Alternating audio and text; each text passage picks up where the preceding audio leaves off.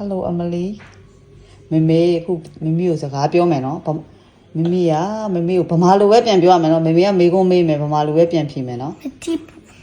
ဘာတော့မပြောရသေးဘူးမသိဘူးလေခဏနေအောင်ဗမာလိုပဲပြောမယ်မကြည့်အခုမမေမွေးနေ့မှာမမေတို့က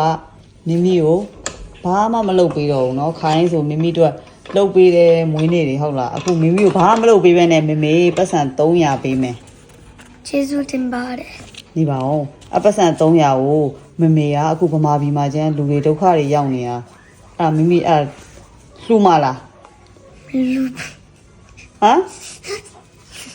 လှူမလားဟဲမလှူဘူးလားဟိုစားဗမာပြည်မှာလူတွေဒုက္ခရောက်သေးနေတယ်ဟိုမှာအိမ်တွေပြိုကျပြီးဒုက္ခတွေရောက်ပြီးလူတွေကိုတနာပါတယ်အဲ့ဒါမမေမတနာဘူးလားမလှူခြင်းဘူးလားလူမဲမလူဘူးတခုံးမဲ့ပြောဗာလဲလှူမယ်မလို့ဘူး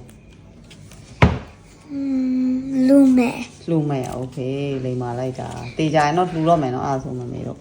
no လူမဲတေးကြတေးကြတယ်လားတေးကြဝိုင်းနော်တေးကြဝိုင်းလားဟုတ်တယ်အားဆိုမမေယူမယ်နော်ဗမာပြည်လှူလိုက်တော့မယ်နော်ရဲ300လုံးလှူမယ်နော်300လုံးလှူမယ်နော်လှူမယ်နော်ဘာလဲဟုတ်တယ်ဆိုတော့လှူမလားမလှူလားလူမဲဩလိမ္မာလိုက်တာမင်္ဂလာပါကဲအမလီဒီနေ့ပဲသွားမို့လဲဖျားကြောင့်မငင်းလင်းဘေးတွဲ90လူမဲအေးဟုတ်တယ်သွားလှူမယ်နော်လူမဲရောင်ဒီတကြမ်းမှာငင်းလင်းဘေးတွဲတရားလူမဲသွားလှူမယ်ဘာလူမဲ